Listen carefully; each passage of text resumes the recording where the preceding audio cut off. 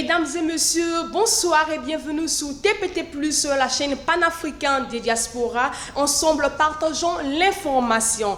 Brazzaville, la capitale de la République du Congo, va abriter le 19 janvier prochain le sommet des chefs de l'État et du gouvernement de la communauté économique des États de l'Afrique centrale. Prélude à ce rendez-vous sous-régional, des chefs d'État-major généraux des pays membres de cette organisation se sont réunis le week-end dernier au centre des conférences de Kitele. Prélude toujours le 20e sommet de la CEAC est une série de réunions des experts a été également organisée en vue de la réussite de l'événement. Les ambassadeurs permanents accrédités auprès de la CEAC se sont réunis par visioconférence, soit pour adapter ce rapport et recommandations des conseils des ministres. À l'étranger, le Mali est en deuil. L'ex-président malien Ibrahim Boubacar Keïta, âgé de 76 ans, l'illustre disparu, a dirigé son pays de 2013 à 2020, a succombé dimanche matin à 9 h à son domicile de Bamako. Selon sa famille, les réactions des personnalités comme des citoyens maliens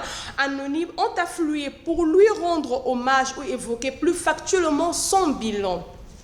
Restons au Mali pour dire que le Premier ministre de transition a annoncé le week-end dernier, Choguel Maïga, que son pays va saisir les juridictions sous-régionales internationales pour contester les sanctions économiques imposées de la CEDEAO. Dans un entretien diffusé à la télévision nationale, le chef du gouvernement malien a déclaré que ce plan de riposte a pour objectif de sauvegarder la souveraineté de l'État malien et son intégrité territoriale.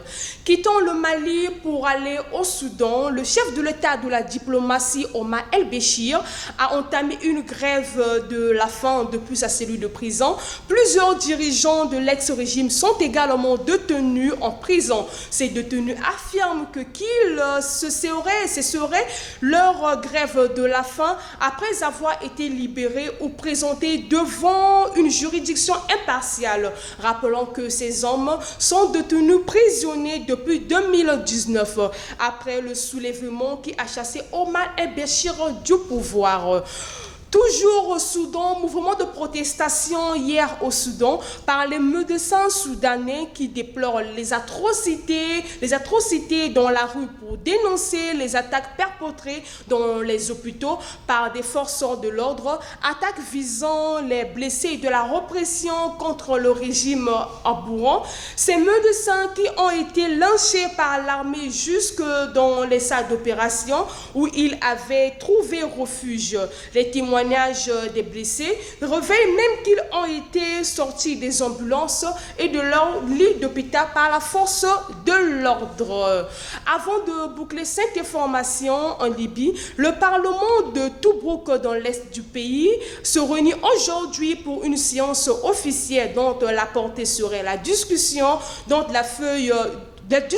la feuille de route pour la prochaine période. La question de la destitution du gouvernement Abdel Ahmed Debeba sera également à l'ordre du jour. Une quinzaine de parlementaires avaient devancé la séance en publiant un communiqué réclamant la suspension du gouvernement accusé de corruption. Mesdames et messieurs, c'est ainsi que s'achève notre bulletin d'information. Merci de partager l'information avec vos proches. Au revoir.